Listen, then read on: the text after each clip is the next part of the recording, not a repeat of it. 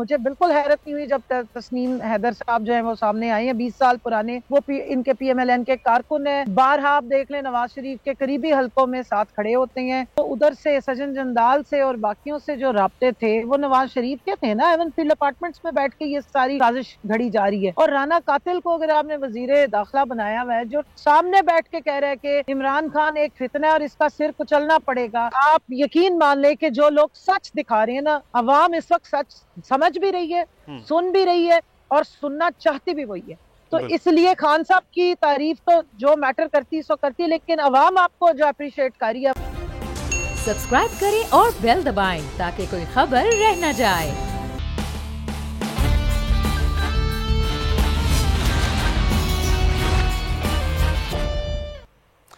अस्सलामुअलैकुम। The special report with Mudassar Iqbal के साथ हाजिर खिदमत है। नाजरीन, इमरान खान पर कातिलाना हमला, उस कातिलाना हमले के ताने बाने कभी कहीं मिलाए जा रहे थे, कभी कहीं।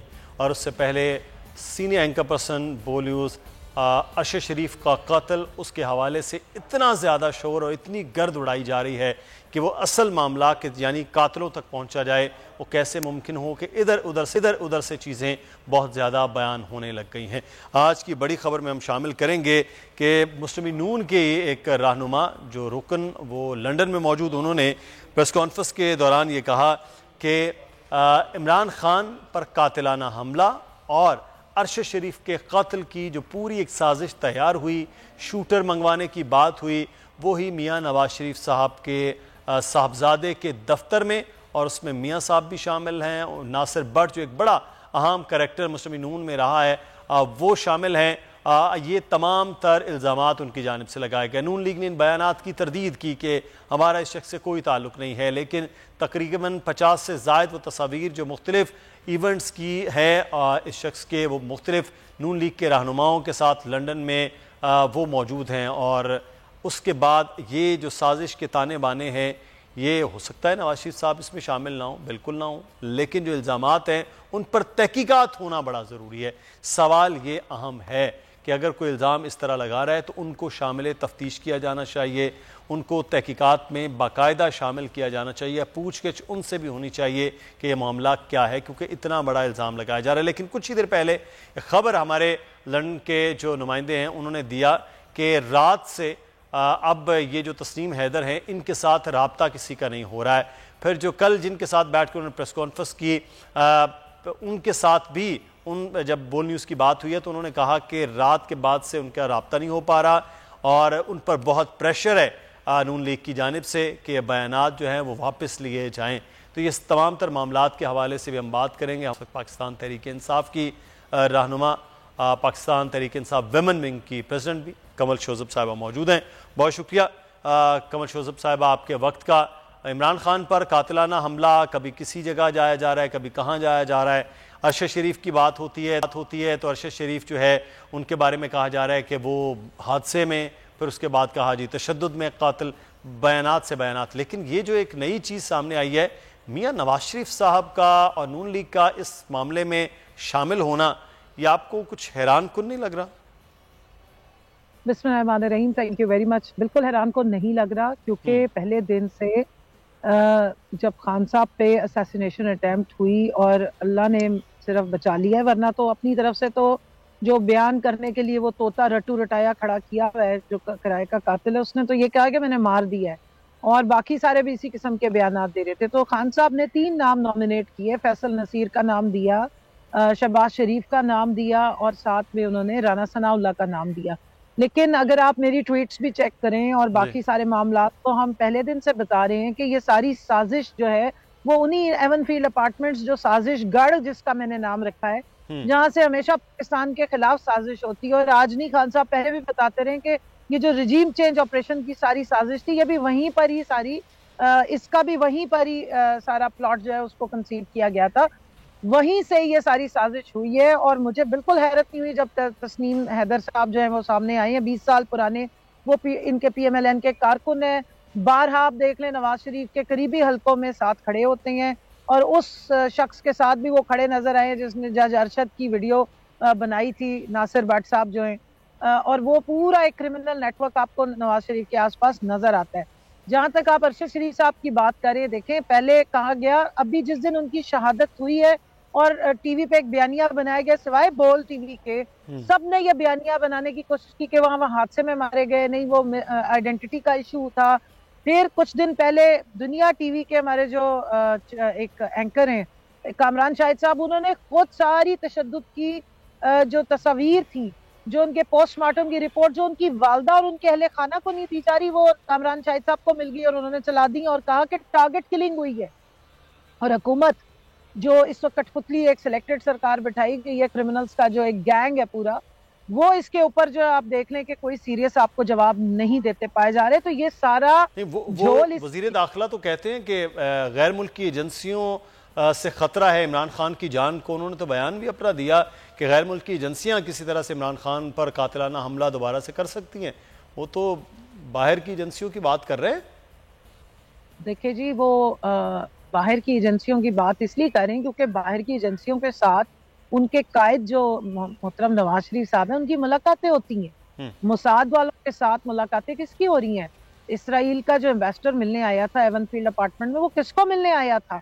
और जो उधर से सजन जंदाल से और बाकियों से जो राब्ते थे वो नवाज शरीफ के थे ना। एवन फील्ड अपार्टमेंट्स में बैठ के ये सारी साजिश घड़ी जा रही है। और राना कातिल को अगर आपने वजीर दाखिला बनाया हुआ है, जो सामने बैठ के कह रहा है कि इमरान खान एक फितना है और इसका सिर कुचलना पड़ेगा। मरियम नवाज ने यही बयान दिए, हिना परवेज भट्ट ने यह बयान दिए, और इसने तो ओपन धमकियां दी कत्ल का। इसने पूरा अपना एक स्टेटमेंट जारी किया कि हम उसको इसका सिर कुचल देंगे। तो ये तो बीच में कंप्लेसेंट है, इसी ने तो ये सारा कुछ करवाया, इसकी मौजूदगी में हुआ है। तो मैं समझती हूँ कि देखें, अगर तस्नीम हैदर ने बयान लंदन में खड़े होकर दिया, ये लाहौर में खड़े होकर बयान नहीं दिया कि जो मर्जी बयान दे दो फिर बाद में मुकर जाओ। वहां पे उसने पुलिस स्टेशन में जाके स्टेटमेंट दी है, और वहां का रूल ऑफ लॉ मजाक नहीं है। ये वही यूके है जहां पे पाकिस्तान का जो मौजूदा प्राइम मिनिस्टर है उसको जज ने किसी खातिर में नहीं लाया। उन्होंने कहा हमारे सामने साहिल सारे एक जैसे होते हैं। तो वहां पे बयान देने का बहुत सीरियस रिपरकशंस हो सकती हैं, ये मजाक नहीं है। वहां पर कोई वो लाहौर हाई कोर्ट नहीं है कि आराम से इनको क्लीन चिट दे के बाद में शाबाशी लेंगी। तो इसलिए हमने भी जो हमारे चीफ जस्टिस साहब हैं उनसे रिक्वेस्ट करें कि प्लीज इसको सीरियस लें।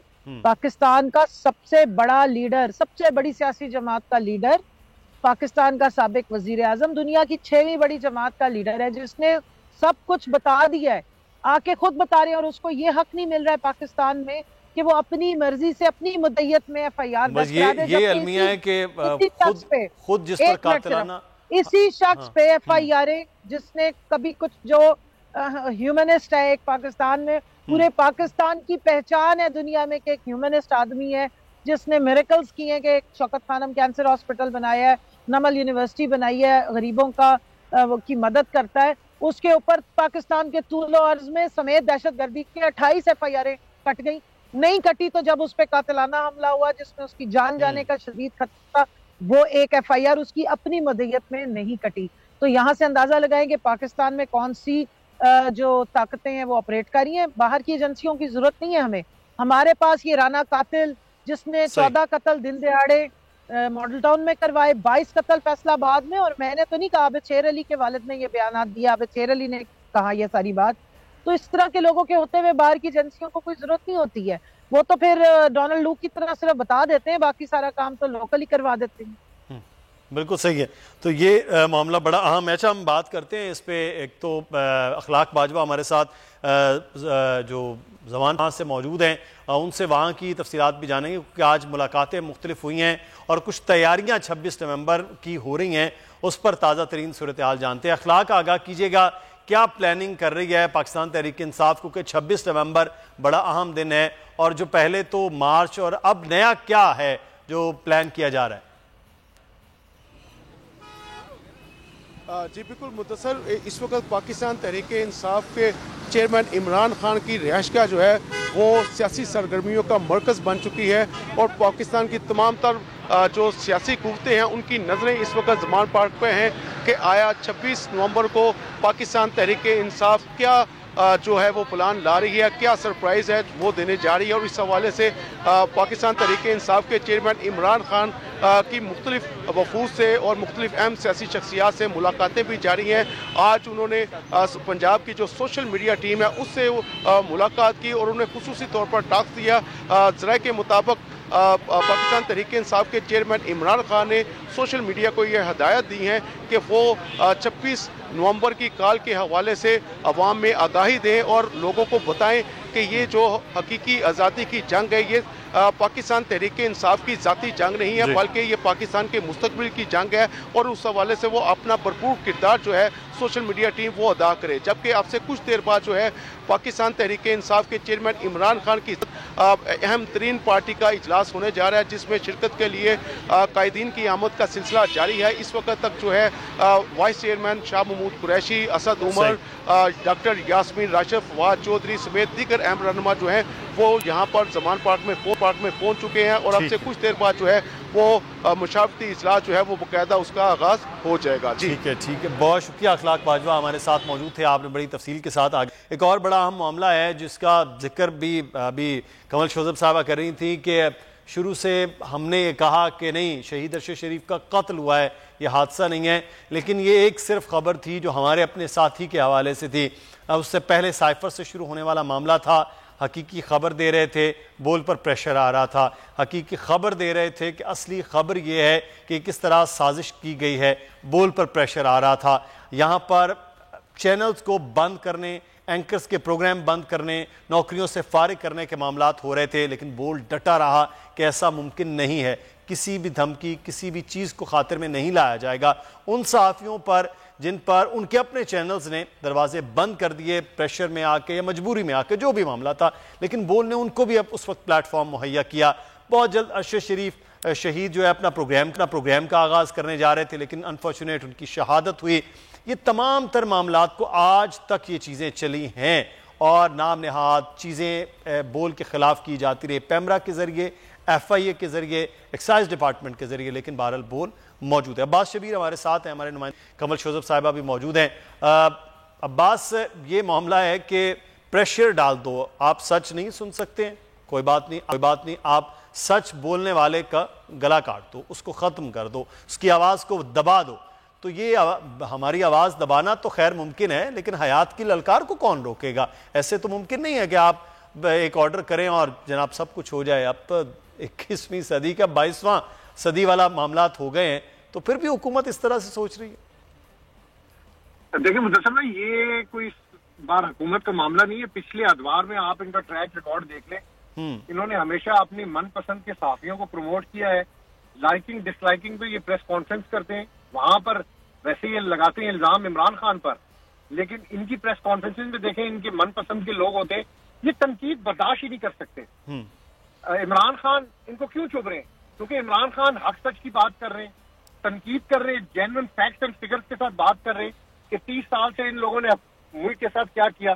इमरान खान और क्या बात कर रहे हैं? इलेक्शन का मुतालबा कर रहे हैं। इसके अलावा आप मुझे बताएं कि इमरान खान की कौन सी ऐसी डिमांड है? एहतसाब चाहते हैं इमरान खान कि मुल्क से जो अभी तक लोगों ने लूटा हुआ है पैसा, उसको पाकिस्तान के अंदर लाया जाए, पाकिस्तान तरक्की करे। तो ये this is not the first time, इन्होंने हमेशा से माजी के अंदर भी ऐसा ही किया है। हमने कल इमरान खान से, मैंने और समी साहब ने मुलाकात की, उसमें उन्होंने देखें जो एफर्ट हो रही होती हैं, नजर आ रही होती हैं। बोल टीवी की मैनेजमेंट और शोएब शेखवाद ने जिस तरह स्टैंड लिया है, उसको इमरान खान ने बड़ा सराहा है। रोज भी मीटिंग में जमान पार्क में हमारी उनसे मुलाकात हुई, उन्होंने पूरी इंतजामिया के साथ इजहार तशक्कुर किया है और बड़ा उन्होंने अप्रिशिएट किया है कि इस वक्त मौका है कि हक सच के साथ खड़ा होने का, और बोल टीवी खड़ा है। आप हक सच के साथ खड़े होंगे तो आपको मुश्किलात होंगी, और यही मुश्किलात इस वक्त फेस कर रही है बोल की इंतजामिया, बोल के मालकान और हम सारे। कितना प्रेशर है कि आप ये ना करें। इमरान खान को बोल के अलावा कौन सा टीवी दिखा रहा है मुझे बताएं?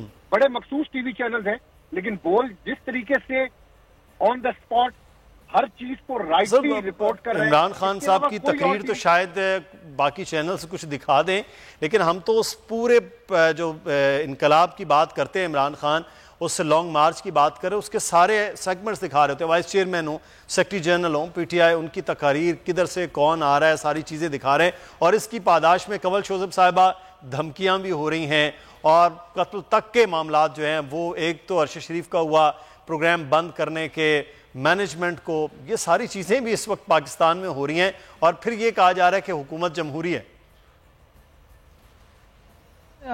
असल में मैं आपको इस बात पे सल्यूट पेश करती हूँ बोल टीवी को और खान साहब को भी, और हम सारों की जो एफर्ट है ना वो पाकिस्तान में हकीकी जमहूरियत लाने की। अब तक सिर्फ रट्टा मारा जाता है जमहूरियत के नाम पे, बदतरीन मौरूसियत, सिविल डिक्टेटरशिप और डिक्टेटरशिप रही है पाकिस्तान में। जमहूरियत का सिर्फ रट्टा मारा जाता है, उसकी एक तख्ती लगा दी जाती है जमहूरियत। अभी आप मुझे बता दें प्रैक्टिकली कि कहाँ है जमहूरियत। मैंने पूरी पाकिस्तान दुनिया की जमहूरियत पढ़ी है। मेरा एमफिल का एक थीसिस ही सिर्फ इन्वेस्टिगेटिंग डेमोक्रेसी एंड प्रैक्टिस था। मैं दुनिया की सारी जमहूरियतें पढ़ती रही हूँ। खुदा की कसम ये वाला मॉडल मैंने जिंदगी में ना पढ़ा है ना कहीं देखा है।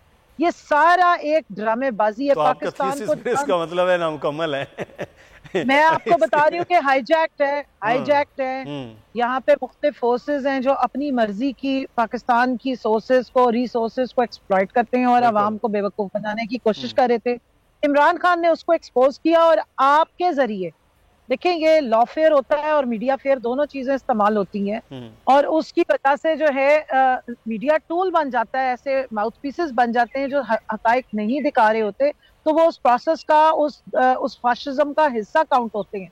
मैं इसलिए कह रही हूँ कि ये आप जो मुश्किलें फेस कर रहे हैं या चैनल फेस कर रहा है या शोएब शेख साहब जिस तरह स्टैंड ले गए, ये आने वाले टाइम में हिस्ट्री में ये चीजें डॉक्यूमेंट होंगी।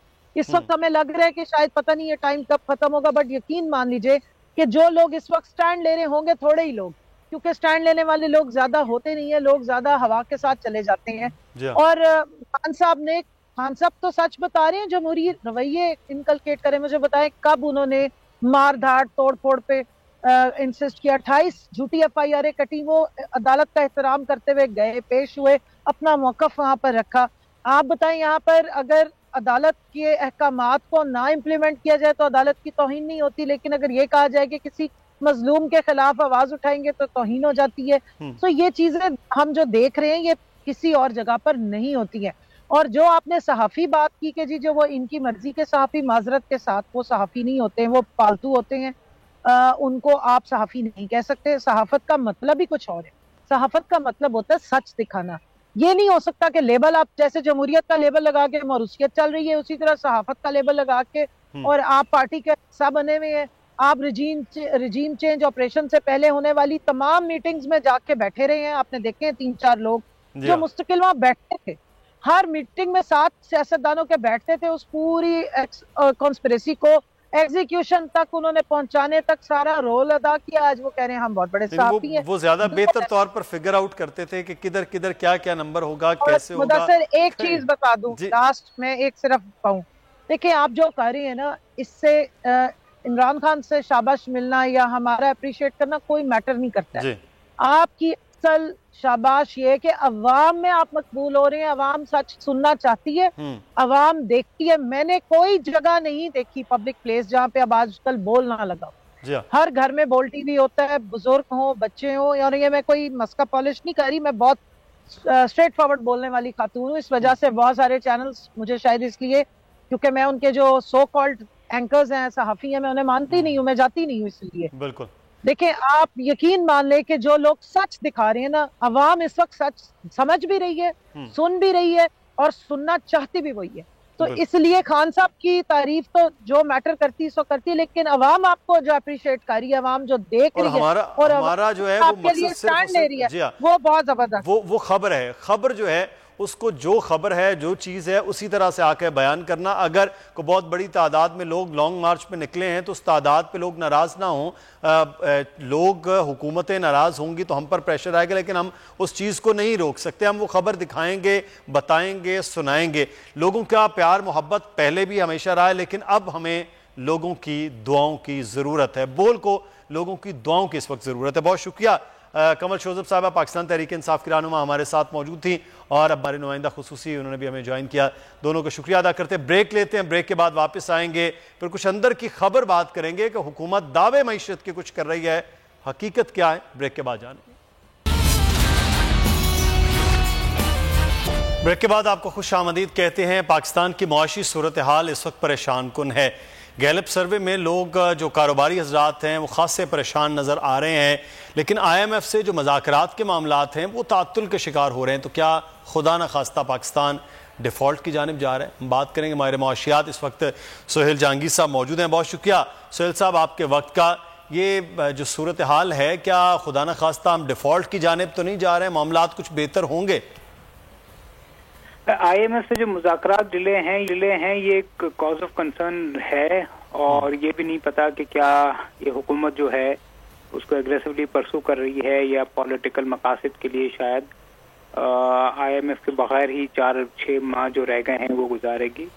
ये कंफ्यूजन जरूर है, मगर जो हालात हैं उससे लग रहा है कि शॉर्ट टर्म में तो पाकिस्तान अपनी अदायगियां करता रहेगा, और बिलखुसूस जो यूरो बॉन्ड की अदायगी है जी, उसमें तब कुछ दिन ही रह गए हैं, और पाकिस्तान के पास कम रिजर्व जरूर हैं, कोई 7-8 बिलियन डॉलर, मगर उसमें से अगर 1 बिलियन डॉलर चला जाए तो मेरे ख्याल में वो मैनेज शॉर्ट टर्म में अगर मुझसे पूछे 3 से 6 माह में तो वो मेरे ख्याल में ये मैनेज हो जाएगा। मगर मसला ये है कि अगर दुनिया भर में तेल की कीमतें नीचे नहीं आती, और अगर पाकिस्तान को चाइना या सऊदी अरेबिया रीस्केड्यूलिंग नहीं करता तो फिर एक खतरा जरूर है पाकिस्तान की। तो मतलब हम लोग जो है वो तेल की कीमतें और जो दोस्त ममालिक हैं उन पर इन्हिसार कर रहे हैं, तो उसमें हुकूमत की जो एक्टिवनेस है वो देख रहे हैं कि वो बातचीत हो रही है कि क्योंकि 6 माह बाद बहरहाल बजट भी तो देना है सर, ये हुकूमत दे या कोई और गवर्नमेंट दे, तो इन लॉन्ग टर्म फिर दिवालिया की तरफ खुदा न खास्ता जाए। लेकिन लॉन्ग टर्म में आपको सवाल अच्छा, ये साल जो FY23 है जो जून में खत्म होगा, शायद वो तो निकल जाए, उसके आने वाले 2-3 साल में पाकिस्तान को कुछ ना कुछ करना पड़ेगा। अब देखिए, ये कहना तो बड़ा आसान है कि एक्सपोर्ट्स बढ़ा ली जाए, FDI कर ली जाए, मगर ये चीजें ओवरनाइट नहीं आती, और पाकिस्तान को हर सूरत जो बायलैटरल पाकिस्तान के लोन हैं उसको मैच्योरिटी को एक्सटेंड करना पड़ेगा, और पाकिस्तान को सख्ती करनी पड़ेगी कि पाकिस्तान का जो इंपोर्ट बिल है और करंट अकाउंट खसारा है और फिस्कल डेफिसिट है वो कंट्रोल में रहे। तो ये चीज़ पाकिस्तान को करनी पड़ेगी। अगर ये नहीं किया तो कोई भी हुकूमत आ जाए, पाकिस्तान के लिए जो इकोनॉमिक चैलेंजेस हैं वो कम नहीं होंगे, बढ़ते रहेंगे।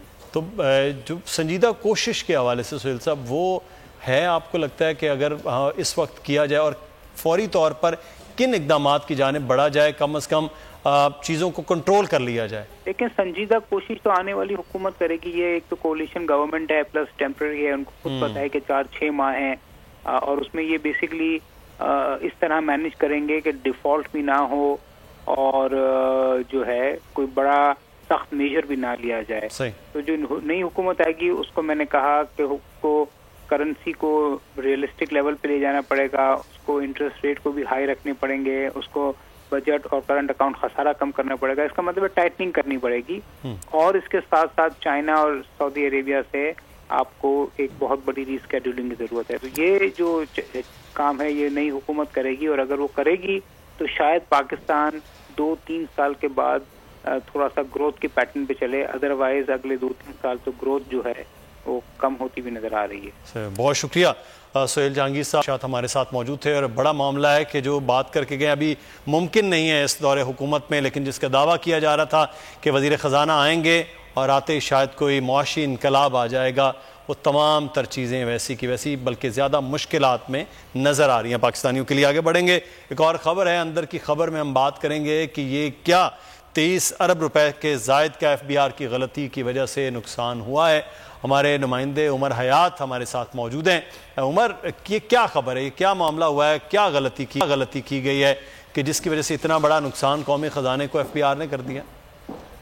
जी मुदस्सिर, बिल्कुल ये गलत एडजस्टमेंट है इनकम टैक्स की, और जिसकी वजह से खजाने को 23 अरब 18 करोड़ रुपए से ज्यादा का ये नुकसान हुआ है, और ये ऑडिटर जनरल पाकिस्तान ने अपनी रिपोर्ट में इसको पॉइंट आउट किया है। 2021 में जो है ये गलत एडजस्टमेंट की गई, जिसकी वजह से इतने बड़े पैमाने पर यह नुकसान हुआ। 3 फील्ड ऑफिसर्स थे, 11 टैक्स पेयर थे, और उनके इनकम टैक्स की गलत एडजस्टमेंट की वजह से ये भारी नुकसान कौमी खजाने को उठाना पड़ा।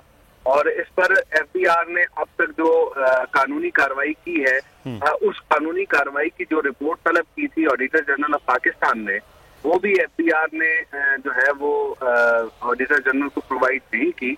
और इस तरह ये तो एक मामला है मुदस्सिर, इस तरह के कई ऐसे ऑडिट के एतराजात होते हैं जिस पर कोई किसी भी किस्म की उस पर कानूनी कार्रवाई या पेशरफ हमें नजर नहीं आती, जिसकी वजह से ये जो कानूनी कार्रवाई होती है तो वो सालों मुकदमात की सूरत में जो है लटकी रहती है और वो पैसे जो है वो आउटस्टैंडिंग में उसी तरह पड़े रहते हैं और इसी तरह जो है वो टैक्स महसूलात का नुकसान होता रहता है।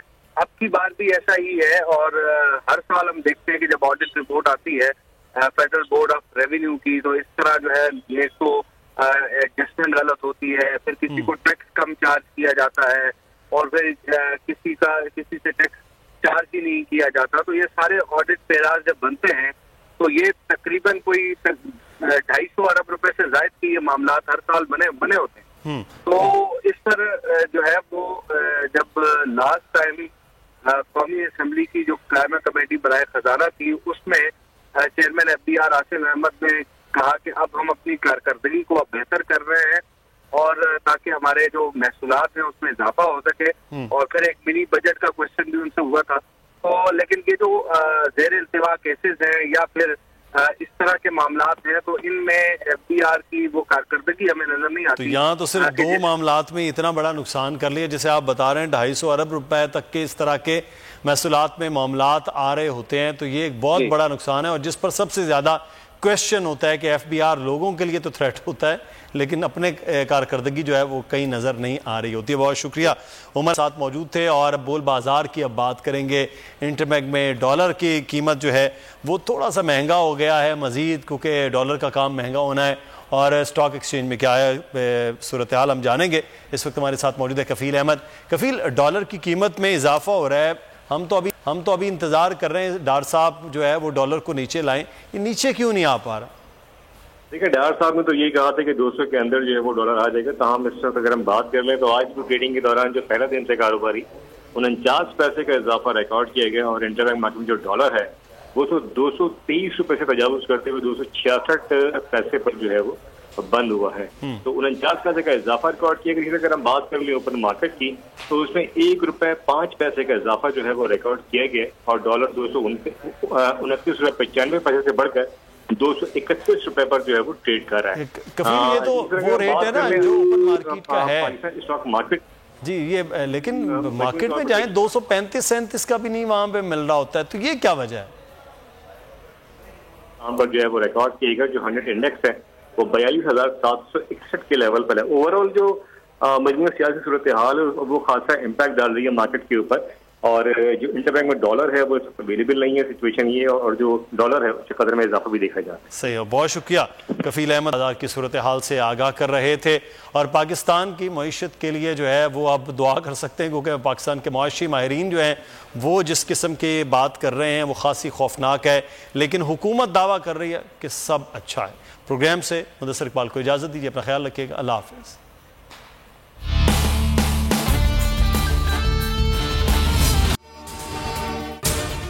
अगर आपको ये वीडियो पसंद आई है तो सब्सक्राइब कीजिए और बेल आइकॉन को प्रेस कीजिए।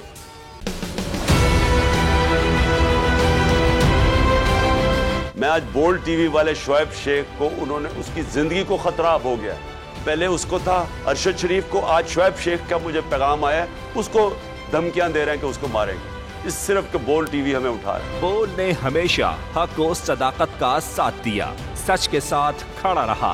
हम हैं मिसाल अब, अगर इस हवा से हम डर कर सिमट ही जाएंगे, ऐसे भी हम नहीं। बड़ी मुश्किलात, बड़े बड़े चैलेंजेस, सिर्फ बोल खड़ा रहा, बोल डटा रहा।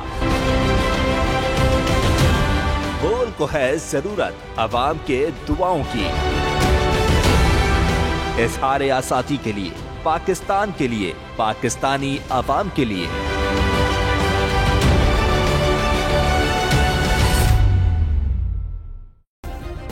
सब्सक्राइब करें और बेल दबाएं ताकि कोई खबर रह न जाए।